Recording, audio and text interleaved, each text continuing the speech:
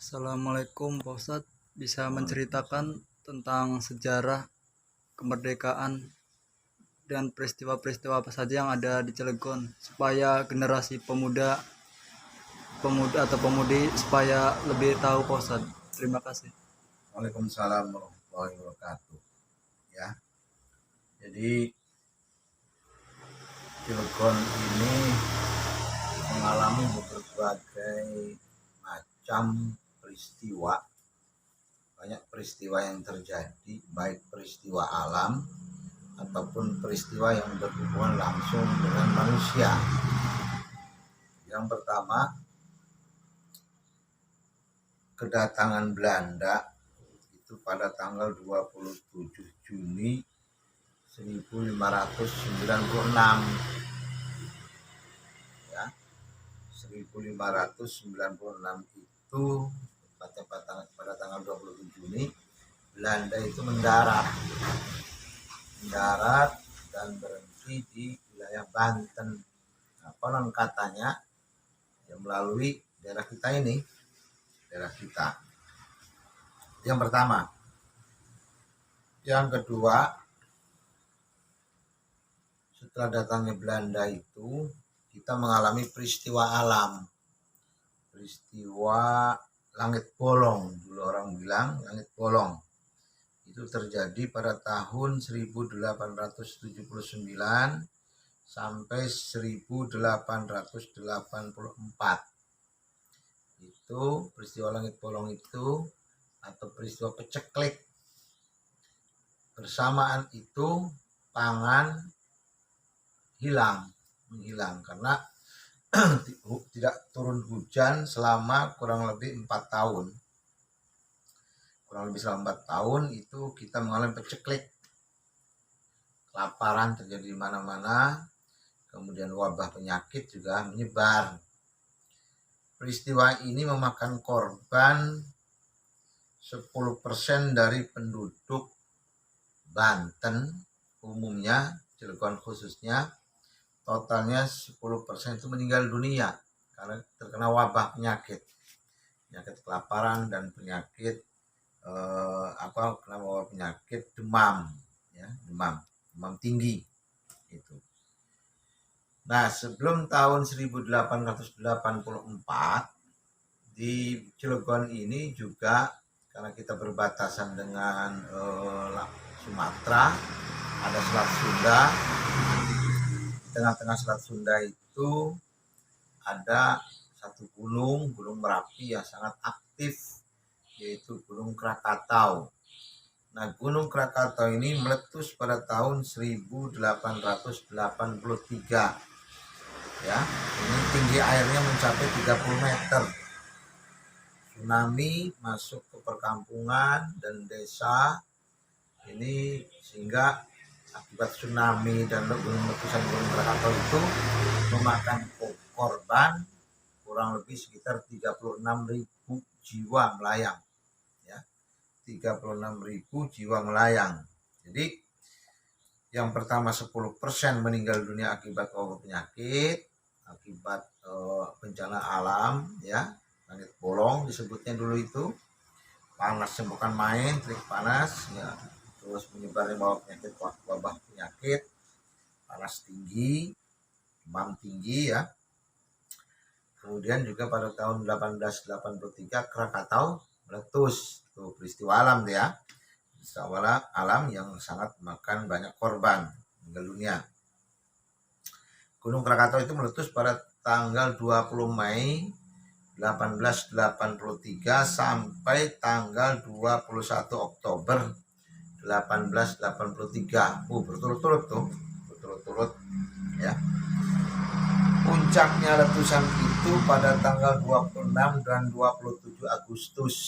26 dan 27 Agustus tahun 1883. Itu puncaknya, puncak letusan itu. Nah, kemudian pada 9 Juli 1888 terjadi perlawanan masyarakat Cilegon bersama-sama masyarakat Banten atau masyarakat Kabupaten Serang, ya, melawan pada ketidakbijakan pemerintahan Belanda atau pemerintah kolonial Belanda, yang pada saat itu masyarakat Cilegon umumnya, masyarakat Banten umumnya, masyarakat Cilegon khususnya itu melakukan perlawanan, bertempur melawan Belanda sampai mati-matian tuh ya. Beberapa yang dibunuh, dibuang, dari masyarakat Citangkil juga ada yang dibuang, kalau nggak satu 4 orang ya, namanya Ki Satus, Ki Jaya, Ki Hasanuddin itu, terus saya lupa tuh sampai satu lagi itu dibuang, ada yang dibuang di Banda, ada yang dibuang ke Pariaman itu, ada juga yang dibuang ke daerah Sulawesi itu tokoh-tokoh kita itu ditangkap oleh Belanda. Itu terjadi pada tahun 1888 dalam peristiwa Geger Cilegon, terjadi pada tanggal 9 Juli 1888. Itu peristiwa yang langsung berkaitan dengan manusia. Sejak itu kemudian Belanda terus melakukan konfrontasi, melakukan penekanan pada masyarakat Cilegon khususnya ya, hingga sampai pada tanggal 28 Februari tahun 1942. Kenapa?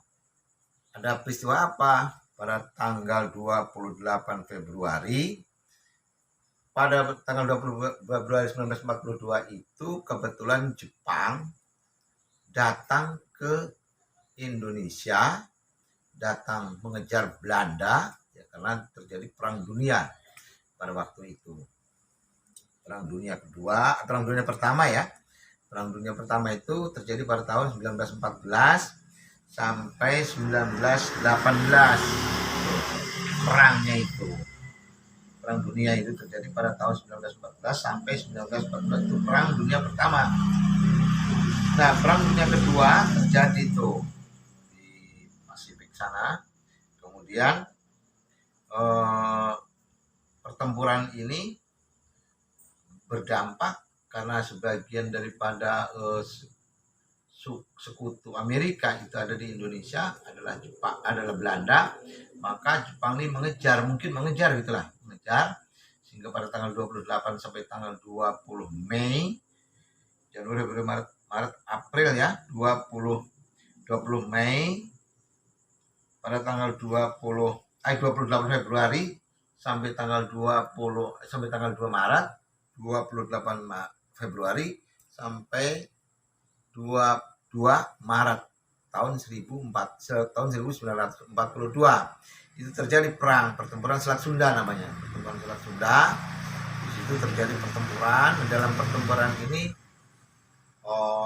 beberapa kapal ditenggelamkan oleh Jepang ya, kapal kalau nggak salah 2 kapal ditenggelamkan di Selat Sunda itu, tembak ya, tenggelam bersama dengan para tentaranya, awak kapal dan nakodanya tenggelam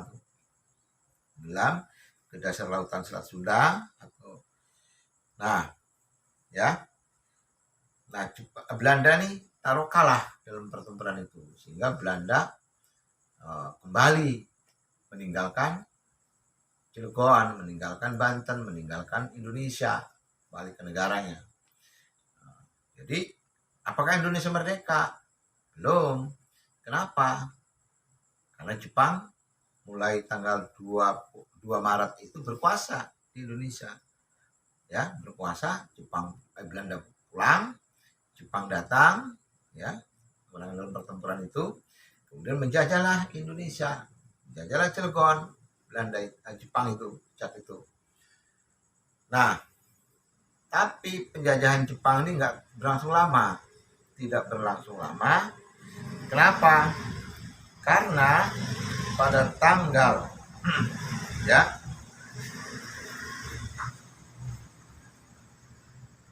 karena Amerika itu menjatuhkan bom atom di 2 kota negara Jepang, ya, menjatuhkan bom itu pada tanggal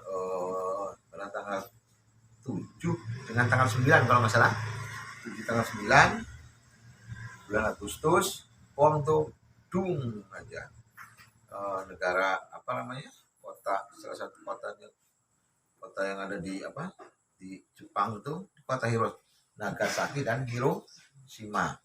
Dengan dibomnya dua kota ini, sehingga kemudian Jepang itu kalah dalam perang itu.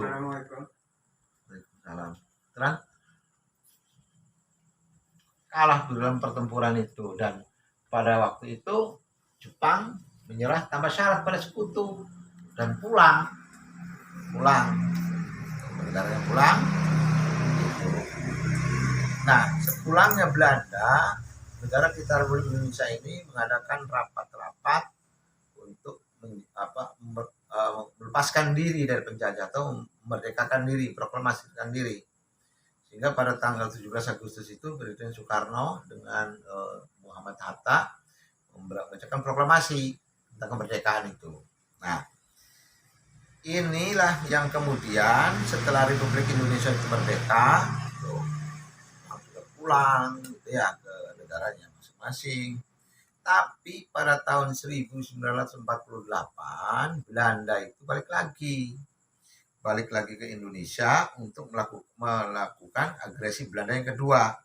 Itu pada tahun 1948 tuh Belanda datang lagi ke Indonesia melakukan penekanan atau agresi Belanda yang kedua.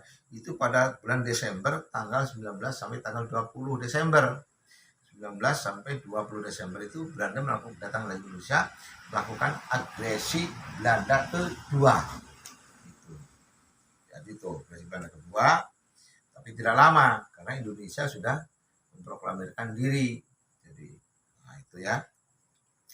Nah, kemudian dalam perkembangan setelah merdeka itu pada tahun 1962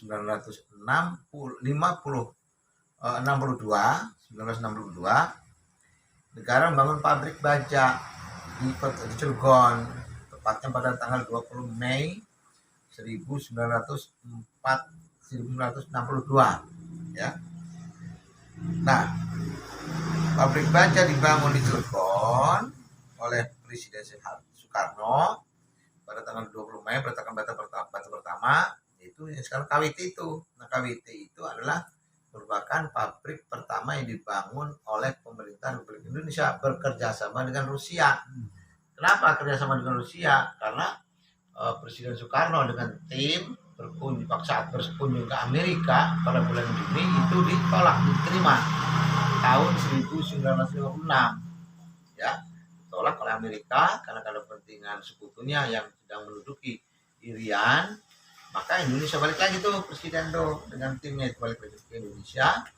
Tapi kemudian pada bulan September, tepatnya pada tanggal 14 September, kedatangan kepala negara kita dengan timnya, Soekarno dengan timnya datang ke Rusia dan diterima pemerintah Indonesia itu.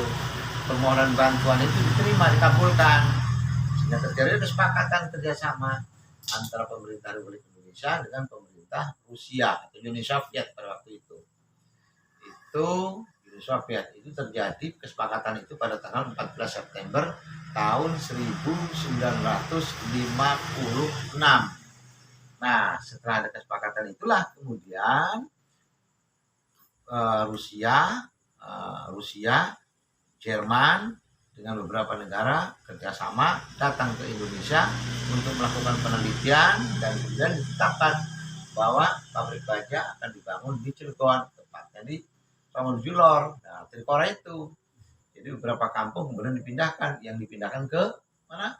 Ke Kebon Dalem. Di sana itu maka ada Rama Baru, ada Bebulak Wetan. Karena dibebaskan itu Bebulak Wetan, Ramonjulor, dan termasuk juga sebagai Kubang Lampung. Kalau nggak salah Kubang Lampung itu dipindahkan ke sana itu. Pindahkan sementara kampung dan sawah ladang yang dibebaskan oleh Trikora pada waktu itu, dibangunlah pabrik baja yang pertama Trikora itu. itu dibangun mulai tanggal 20 Mei tahun 1962. 20 Mei itu bertepatan dengan hari apa? Hari pendidikan ya. Hari pendidikan, kalau salah itu ya. Nah, pembangunan proyek Trikora atau pabrik baja Trikora ini tidak berjalan mulus. Kenapa? Karena pada tahun 1965 terjadi gonjang-ganjing politik di Indonesia, itu goyang. Ada pergerakan Gestapo yang 30 September, ada gerakan Gestapo itu, sehingga gerakan ini berdampak pada ekonomi. Dari permasalahan politik dalam negeri berdampak pada ekonomi. Nah, pada waktu itu terjadi sanering. Apa sanering itu? Sanering itu adalah pemangkasan nilai uang dari 1.000 menjadi 1 rupiah. 1.000 jadi 1 rupiah. Nah, itu ya. Jadi 1.000 jadi 1 rupiah itu sanering. Jadi sanering pada pada tahun 1965 itu terjadi Gestapo, bulan September ya, terjadi Gestapo dan terjadi sanering, sehingga pembangunan pabrik baja itu terpaksa dihentikan sementara, diistirahatkan. Dihentikan sampai 1970 ya, sampai 1970 ya. Antara tahun 1970 dan 1965, tahun 1967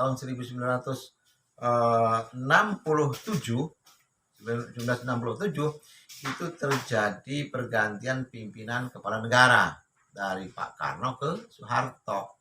Pada waktu itu terjadi pergantian pimpinan dari Pak Soekarno ke Pak Harto. Itu jadi orde lama ke orde baru, itu 1967. Nah, sejak tahun 1967 itu Presiden Soeharto membentuk tim penelitian, dikaji ulang. Tuh, layak nggak nih pabrik baja di Cilegon ini dilanjutkan atau tidak? Nah, setelah dikaji ulang, diteliti tentang tata letak, geografis, lingkungan masyarakat, hubungan lingkungan masyarakat, terus transportasi dan sebagainya, itu ternyata itu sangat mendukung karena sudah ada jalur darat, jalan darat. Itu jalur darat yang dibuat oleh pada zaman Dendles kalau nggak salah, itu dari Anyar Panarukan itu. Selain itu juga sudah ada alat transportasi kereta, ada kereta tuh. Nah, kereta ini juga mendukung ini transportasi keretanya KAI gitu, Krakatau, Kereta Api Indonesia. Nah, selain itu juga di Cilegon ini sudah memiliki pelabuhan penyeberangan feri Merak itu. Nah, ini yang mendukung tuh, tiga hal yang mendukung itulah kemudian ditetapkan Cilegon sebagai tempat pembangunan pabrik baja. Nah, setelah dilakukan penelitian, maka ditetapkanlah bahwa pabrik baja di Cilegon ini harus dilanjutkan dan diperbesar atau diperluas. Maka pada tanggal 31 Agustus 1970, pemerintah pusat mengeluarkan PP 35 ya. Pada tanggal 31 Agustus, pemerintah pusat mengeluarkan PP 35. Apa isinya? Yaitu penyertaan modal negara tentang melanjutkan pabrik baja. Nah, sejak tahun itulah atau sejak dikeluarkan PP itulah pabrik baja Trikora berganti nama menjadi PT Krakatau Steel. Makanya peringatan pabrik baja di Indonesia itu atau di Cilegon ini adalah dilaksanakan pada tanggal 31 Agustus. Tuh, karena pergantian nama itu dilakukan atau dikeluarkannya PP itu dikeluarkan pada tanggal 31 Agustus tahun 1970. Nah, terus tuh bangun tuh rapat.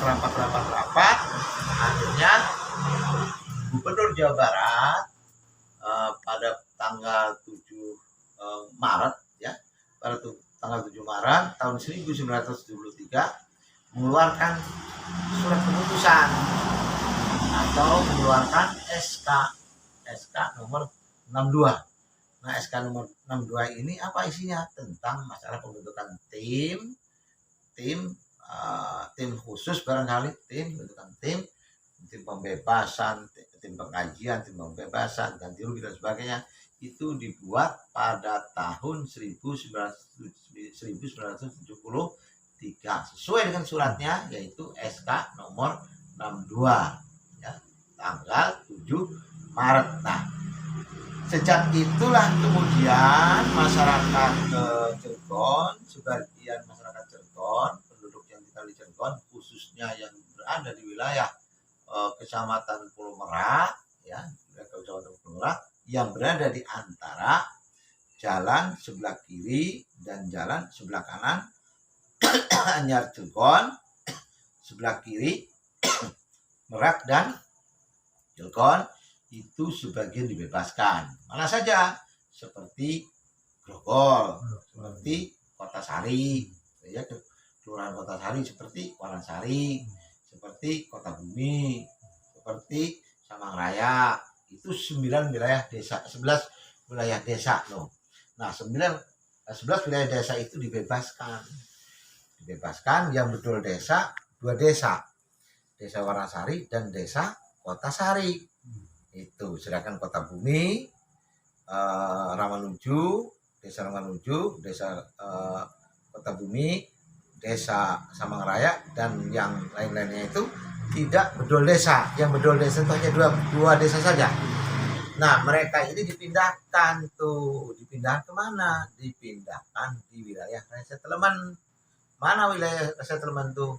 Wilayah resettlement itu sebagian masuk wilayah Kecamatan Pulau Merak, Kudanaan Cilegon, Kabupaten Serang dulu mana ya. Sebagian lagi Kecamatan Cilegon, Kecamatan Cilegon, Kudanaan Cilegon, Kecamatan Cilegon, Kudanaan Cilegon, Kabupaten Serang. Jadi 2 wilayah itu. Sebagian Kecamatan Pulau Merak, sebagian Kecamatan Cilegon, Kudanaan Cilegon, Kabupaten Serang. Yang Kecamatan Kudanaan Cilegon itu dipergunakan untuk apa? Untuk resettlement.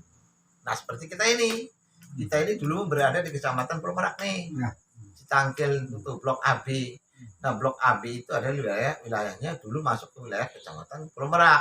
Sementara Blok C, Blok D, A, B itu Kecamatan Pulau Merak, C, D sampai J itu adalah maksudnya wilayah Kecamatan Cilegon, Kudanaan Cilegon, Kabupaten Serang. Itu dibebaskan seluas wilayah 9 wilayah kelurahan.